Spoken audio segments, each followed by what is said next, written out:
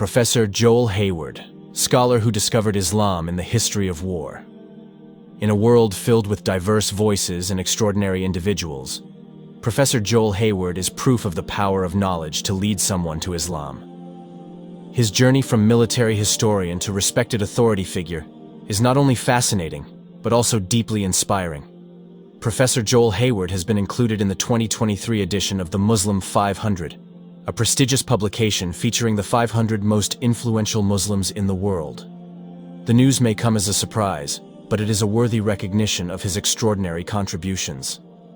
An English New Zealander, Professor Hayward is a leading historian of war and military strategy, a field he was interested in because of his father's military background.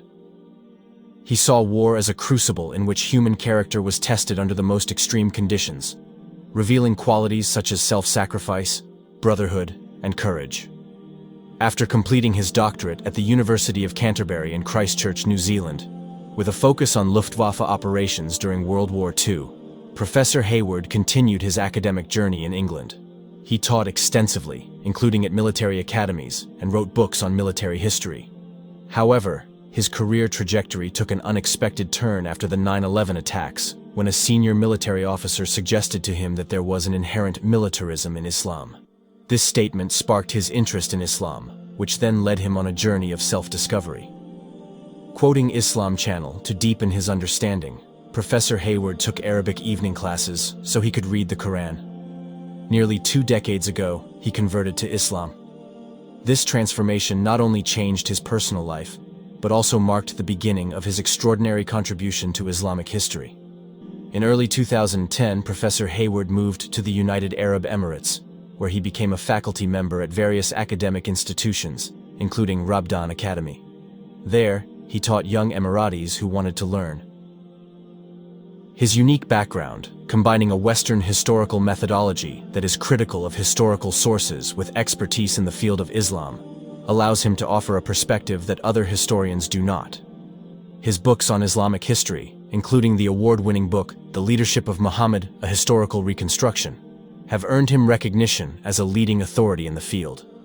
One of his most recent works, The Warrior Prophet, Muhammad and War, reflects years of careful research and a deep understanding of Islamic history. Today, he turns his attention to the Prophet's diplomacy, revealing insights into how the Prophet Muhammad's PBUH understanding of human motivation and desires enabled him to navigate complex diplomatic challenges. Professor Hayward's journey into Islam has also revealed a deep sense of kinship with fellow Muslims, transcending background and socio-economic status. In his words, "That's what's interesting about Islam. Islam goes beyond race, goes beyond ethnicity.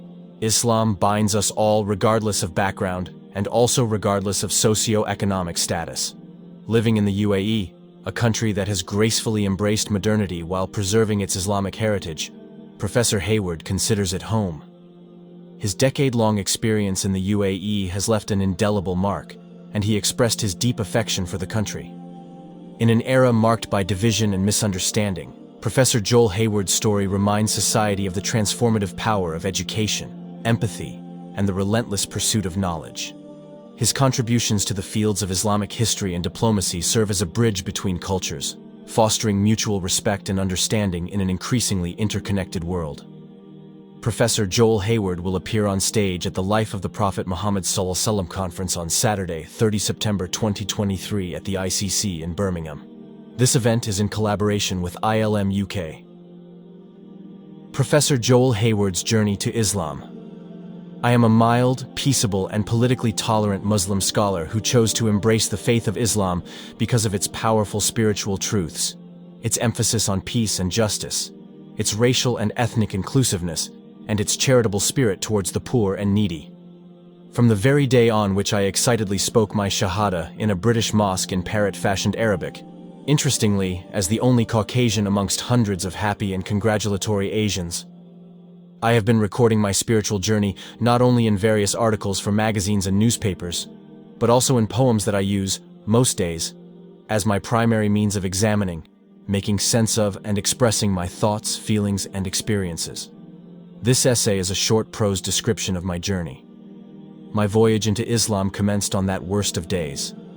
11th September 2001. I was already a well-established scholar and university academic, an associate professor, when 9/11 occurred, and I could immediately see through the mistaken claim by several governments and the media that the world had changed because of a dangerous new phenomenon which was supposedly widespread within Islam: militant radicalization.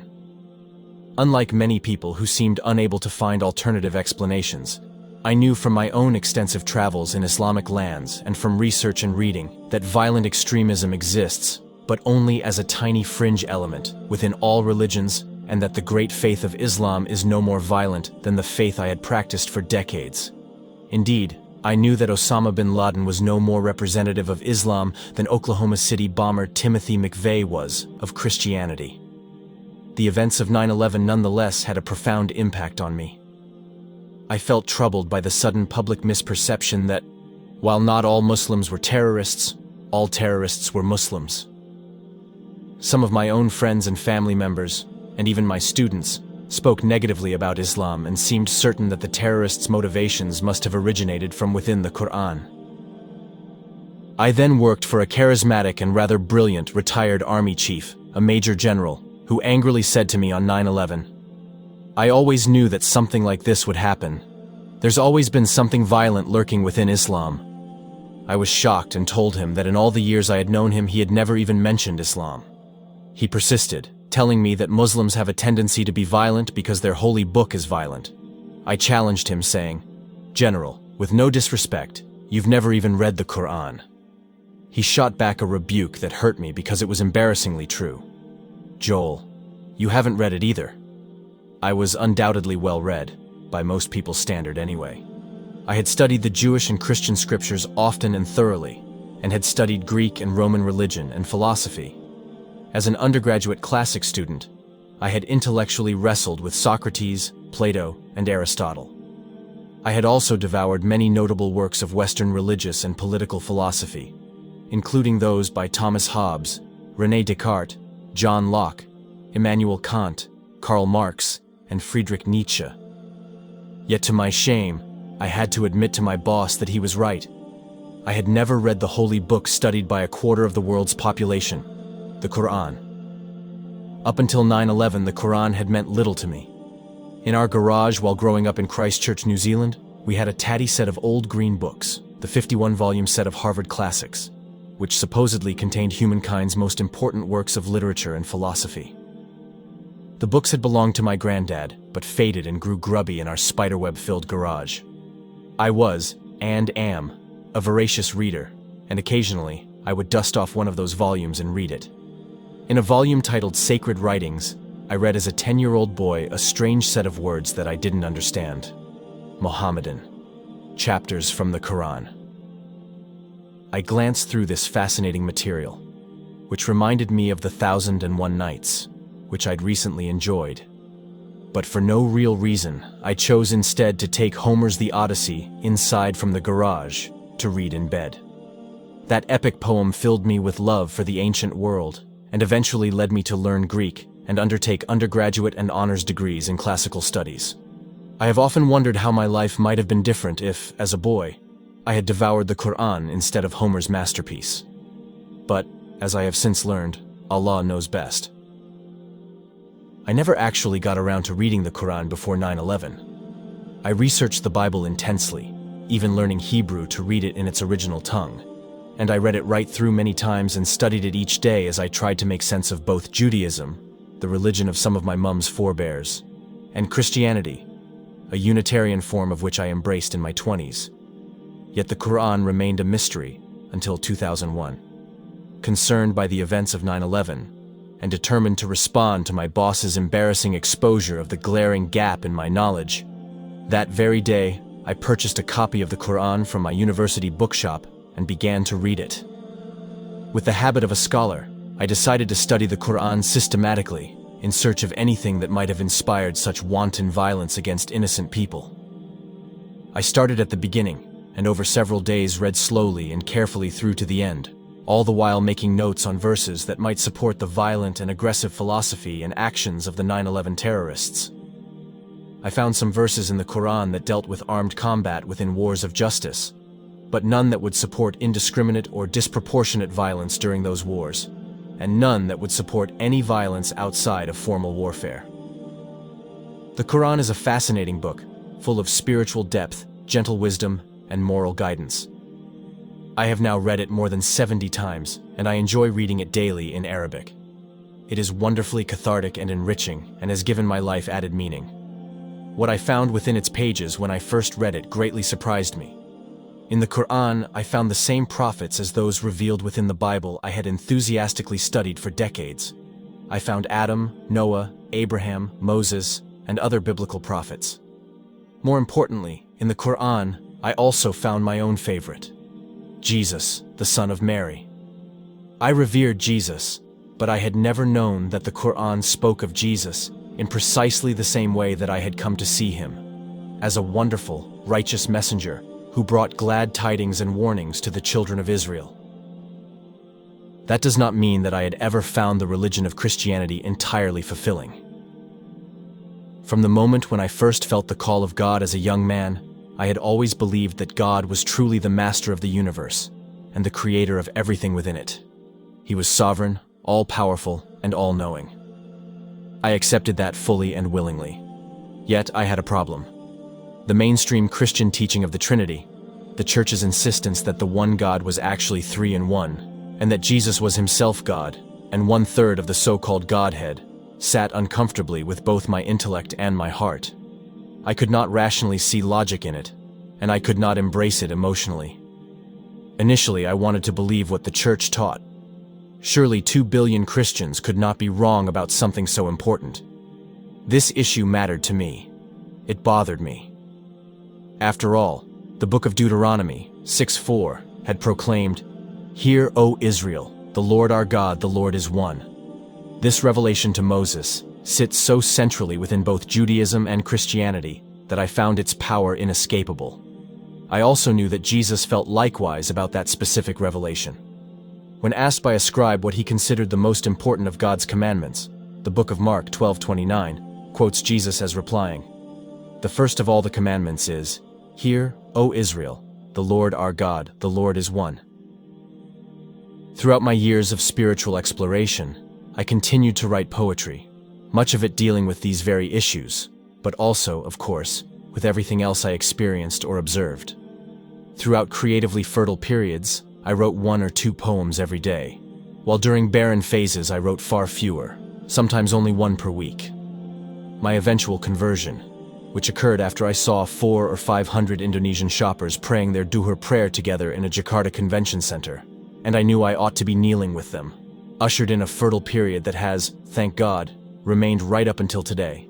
Hundreds of poems have arisen from within me, most in praise of Allah, but many also to capture moments of curiosity, wonder, joy, frustration, and disappointment at things I have observed occurring within or affecting the surprisingly disunited Ummah.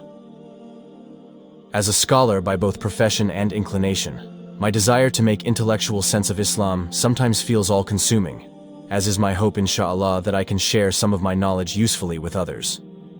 After all, I have been a teaching academic for most of my adult life. Sharing knowledge through teaching as well as research, I've authored numerous books, has been the key role in my life. Becoming a Muslim gave me new areas of research, and I feel particularly motivated, as a scholar who understands warfare and strategy, to explain the concepts and the nature of the wars which Muslims through history were sometimes compelled to undertake to preserve their lives or religious freedom. I have been especially bothered by the misconception in recent decades, strongest since the commencement of the so-called War on Terror, that, although Westerners have a code of war based on restraint, chivalry, and respect for civilians, the faith of Islam is more militant, aggressive, and tolerant of violence. According to this mistaken view, Islam is indeed the religion of the sword. I have therefore written various scholarly pieces on the Islamic function, conduct, and codes of warfare revealed in the Quran and in the teachings of the Prophet Muhammad. May he have peace and blessings. Based on a careful reading of the earliest Arabic sources, I conclude that Islam is very clear. Muslims are prohibited from aggressive violence and are compelled, if warfare should become unavoidable, always to act within a code of ethical behavior that is closely akin to and compatible with the Western warrior code that scholars call just war. In case anyone wonders what I think of the terrorist events that gave rise to many of the misconceptions, it is worth pointing out that I strongly condemn those acts as unjust and un-Islamic. I would certainly not have become or remained a Muslim if I saw anything but inclusiveness, justice, peace, and temperance at Islam's core. In many ways, I became a Muslim at an unusual and difficult time, with relations between Muslims and non-Muslims severely strained by various factors. These include 9/11, the so-called War on Terror, 7/7 and other bombings, bans in European countries of minarets and burqas, Quran burnings, the rise of anti-Islamic groups like the English Defense League, the lewdish and hateful protests of which I have twice observed firsthand, and a flood of new books which erroneously condemn Islam as brutish and backward.